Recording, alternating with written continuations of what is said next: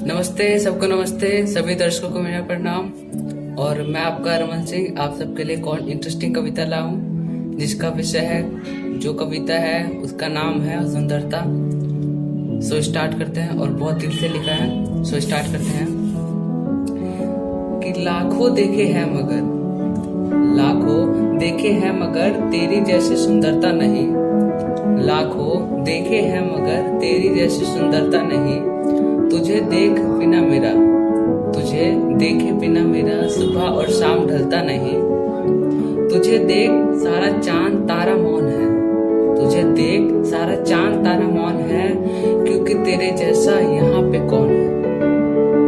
सुंदरता ऐसी को दिल को भा जाती है। सुंदरता ऐसी कि दिल को भा जाती है। इसकी सुंदरता कितना कुछ कह जाती है। सुंदरता ऐसी कि दिल को भा जाती है। इसकी सुंदरता कितना कुछ कह जाती है। तुझे देख सारा मूड ऑफ ऑन है। तुझे देख सारा मूड ऑफ ऑन है, क्योंकि तेरे जैसा यहाँ पे कौन है।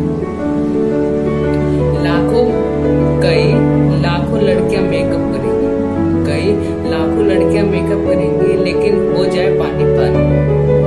कई लाखों लड़कियां मेकअप करेंगी, लेकिन हो जाए पानी पानी। तुम बिन मेकअप के लगती हो जैसे कोई रानी। तुझे देख सारा बंद सामान ऑन है। तुझे देख सारा बंद सामान चीज ऑन है, क्योंकि तेरे जैसा यहाँ पे कौन है।